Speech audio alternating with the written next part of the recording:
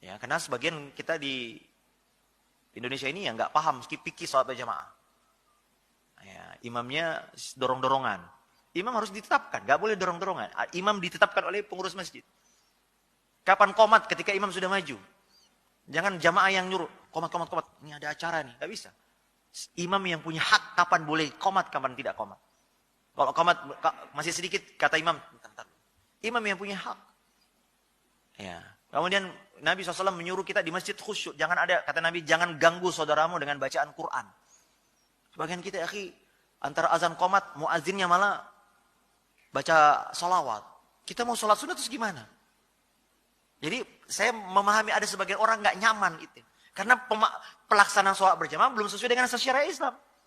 Belum lagi kadang-kadang 1 jam sebelum azan, mikrofon udah ngaji, Pak.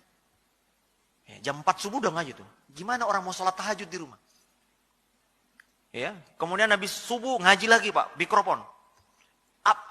Yang boleh keluar dari masjid apa saja sih, Pak? Kata ulama hanya azan dan qomat. Qomat pun diperselisihkan. Azan saja yang boleh keluar.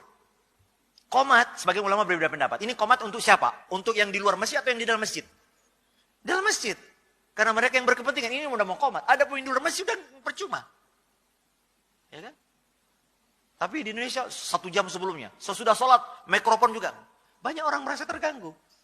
Maka saya paham banyak orang lebih nyaman sholat di rumah. Kenapa? Karena pelaksanaan sholat berjamaah belum sesuai dengan... Saya pernah ketemu Pak, supir Grab, supir online. Orang non-muslim.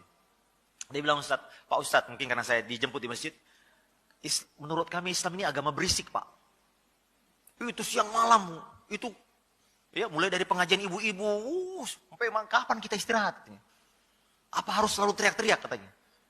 Islam yang seperti ini mereka pahami, Pak.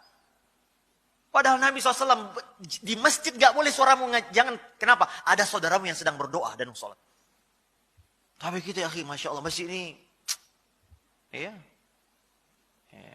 gak bisa kita khusyuk. Bertetangga dengan masjid, banyak orang menghindari. Kenapa? Berisik, Ustaz. Saya ketemu ada seorang pilot. Ustaz, saya pindah nih. Saya punya bayi, tapi jam 4 udah corong masjid itu keras banget. Habis maghrib sampai isya corong. 20 menit, 30 menit sebelum azan udah ngaji, keras banget. Kita kalau ada tamu gak bisa ngapa-ngapain. Istrinya komplain ke pengurus masjid, Pak, tolong dikecilin, Pak. Bapak, ibu ini Islam atau setan katanya. Suara ngaji kok gini. Ya gimana orang mendengar Quran kan ada saatnya. Tidak setiap orang harus diperdengarkan Quran. Maka berusahalah kita melaksanakan sholat berjamaah dengan baik, Pak. Saya di masjid dekat rumah saya pernah dijemput oleh salah satu supir yang